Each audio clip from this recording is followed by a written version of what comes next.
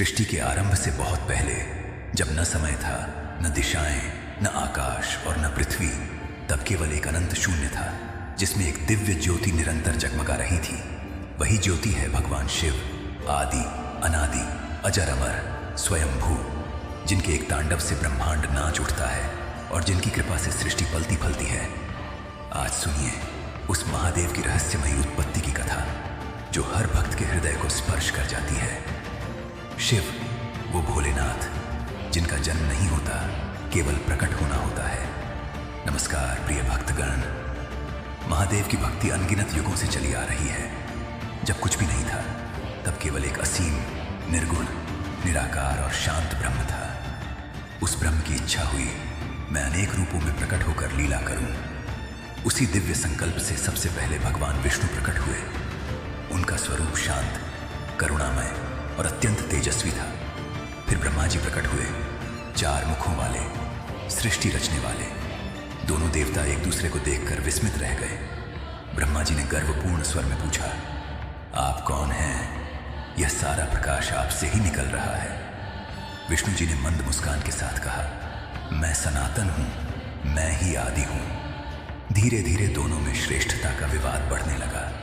ब्रह्मा जी बोले, मैं सृष्टि का रचयिता हूं, इसलिए मैं श्रेष्ठ हूं। विष्णु जी ने कहा, मैं बालक हूं, सृष्टि को संभालने वाला हूं, अतः मेरा स्थान ऊंचा है। विवाद इतना तीव्र हो गया कि दोनों देवता एक दूसरे पर अस्त्र चलाने को तैयार हो गए। ठीक उसी पल उनके बीच एक अनंत, असीम ज्योतिर्लिंग प्रकट हुआ। वह ज्योतिर्लिंग इतना विशाल और दिव्य था कि उसकी ज्योति से ब्रह्मा और विष्णु दोनों की आंखें बंद हो गईं। उस स्तंभ की न तो शुरुआत दिखाई दे रही थी, न अंत। वह ज्योति इतनी तेज थी मानो लाखों सूर्य एक साथ उदय हो गए हों। ब्रह्मा और विष्णु ने फैसला किया कि हम इस ज्योति का आदि और अंत ढूंढेंगे। ब्रह्मा जी हंस पर सवार होकर ऊपर की ओर उड़ गए। विष्णु जी वाराह, सुअर का रूप धारण करके नीचे की ओर पृथ्वी में घुस गए। हजारों वर्ष बीत गए। ब्रह्मा जी ऊपर जाते जाते थक गए, लेकिन उन्हें आदि नहीं मिला। विष्णु जी भी नीचे खोदते खोदते थक गए, लेकिन अंत नहीं मिला। निराश और थके हारे दोनों देवता वापस लौट आए। उन्होंने स्वीकार कर लिया कि यह ज्योति अनंत है। तभी उस दिव्य ज्योतिर्लिंग से एक अद्भुत, मनमोहक रूप प्रकट हुआ।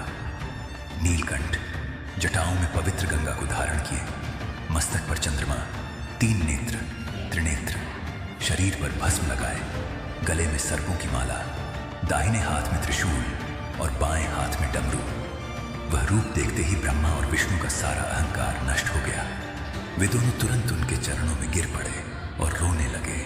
भगवान शिव ने अपनी करुणामयी, प्रेमपूर्ण दृष्टि से उन्हें देखा। उनकी वाणी मधुर और गंभीर थी। उन्होंने कहा, हे ब्रह्मा, हे विष्णु, तुम दोनों मेरे ही अंश हो। मैं ही वह परम सत्य हूं जो निर्गुण है, लेकिन तुम्हें दर्शन देने के लिए सगुण रूप धारण करता हूं। मैं आदि हूं, मैं अंत हूं, मैं रुद्र रूप में संहार करता हूं, विष्णु रूप में पालन करता हूं और ब्रह्मा रूप में सृष्टि रचता हूं, लेकिन असल में सब कुछ मैं ही हूं। ब्रह्मा जी ने विनम्र स्वर में पूछा, प्रभु, आपका जन्म कैसे हुआ? आपकी उत्पत्ति का रहस्य क्या है? शिव जी हंसे और बोले, मेरा जन्म नहीं होता बेटा, मैं स्वयंभू हूं, मैं अनादि हूं। जब जब धर्म का ह्रास होता है, अधर्म बढ़ता है, पाप और अत्याचार फैलता है, तब मैं प्रकट होता हूं। मैं भक्तों का भोलेनाथ हूं, मैं योगी हूं, मैं गृहस्थ हूं, मैं तांडव करने वाला रुद्र हूं और मैं शांत शंभु भी हूं। जो मुझे सच्चे हृदय से पुकारता है, मैं उसे अपना लेता हूं। फिर भगवान शिव ने अपना विराट रूप दिखाया। उनके शरीर में अनंत ब्रह्मांड समाये हुए थे। सहस्रों सूर्य, चंद्रमा, नक्षत्र, पृथ्वी, आकाश, सब कुछ उनके एक रूप में लीन था। ब्रह्मा और विष्णु इस महिमा को देखकर रोमांचित और भाव विभोर हो गए। उन्होंने हर हर महादेव, शिव शंभू का जयकार लगाया। शिव जी ने उन्हें आशीर्वाद दिया और कहा, ब्रह्मा, तुम सृष्टि की रचना करो, विष्णु तुम इसका पालन करो, और जब समय आएगा मैं रुद्र रूप में संहार करूंगा। फिर सब कुछ मेरे में विलीन हो जाएगा और नया कल्प शुरू होगा। इसके बाद शिव जी ने ब्रह्मा और विष्णु को अपना ज्ञान दिया, योग, तप, भक्ति का मार्ग। बताया कि सच्ची भक्ति अहंकार त्यागने से ही प्राप्त होती है। प्रिय भक्तों, यही है हमारे भगवान शिव की उत्पत्ति की दिव्य कथा। वे हर जगह हैं, हर कण में, हर धड़कन में, हर पर्वत और नदी में। जब आप ओम नमः शिवाय का जाप करते हैं तब वे आपके हृदय में विराजमान हो जाते हैं। वे क्रोधी नहीं, बस भक्तों के प्रति असीम प्रेम रखने वाले हैं। जो भी शिव की शरण में जाता है, शिव उसे कभी निराश नहीं करते। हर हर महादेव।